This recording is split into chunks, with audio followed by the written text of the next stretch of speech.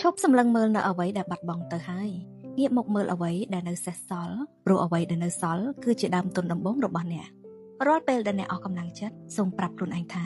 នេះមិនមែនជាចំណុចបញ្ចប់នោះទេតែវាគឺជាចំណុចផ្លាស់ប្ដូរកុំវិនិច្ឆ័យជីវិតទាំងមូលត្រឹមតែថ្ងៃអាក្រក់តែមួយថ្ងៃប៉ុណ្ណោះរដូវកាលរបស់មនុស្សតែងតែមានការផ្លាស់ប្ដូរជានិច្ចប្រសិនបើឥឡូវនេះវាកំពុងតែងងឹតវាមានន័យថាអ្នកចិត្តនឹងបានឃើញពន្លឺដែលច្បាស់ជាងមុនលុយកាក់ការងារឱកាសនិងមនុស្សល្អៗនៅតែមាននៅលើโลกនេះហើយពួកគេ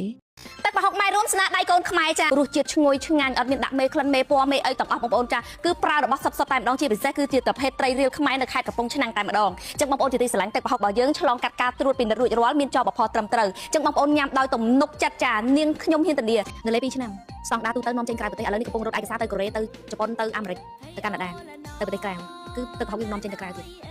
បងប្អូននៅក្រៅប្រទេសចាអាចតាក់ទងមកបានយើងកំពុងតែរៀបឯកសារហើយឥឡូវនេះយើងកំពុងរត់ឯកសារទៅកូរ៉េមុនគេចាចឹងបងប្អូនអាចរៀបឯកសារអាចតំណែងបានសម្រាប់បងប្អូនដែលនៅក្រៅប្រទេស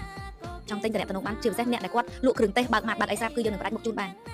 ឲ្យយកទៅក្រៅប្រទេសផ្ដាច់នៅតំបន់មួយឲ្យតែគាត់ជាអ្នកដែលបើកអីស្រាប់ចាដើម្បីយកទៅចែកចាយនៅឲ្យប្រជាជនខ្មែរយើងនៅស្រុកក្រៅបានញ៉ាំមិនបាច់ញ៉ាំផលិតផលស៊ីតម្លៃល្អជូនបងប្អូនណាតម្លៃនឹងតែល្អជូនសម្រាប់អ្នកដែលបោះដុំធំធំល្អខ្លាំងមែនតើតម្លៃបងប្អូនជាទីស្រឡាញ់ផលិតផលកូនខ្មែរ 100% ជាពិសេសតម្លៃធូរថ្លៃសមរម្យមានបោះដុំលក់រាយបងប្អូនឆាត Telegram ខាងក្រោមនេះចា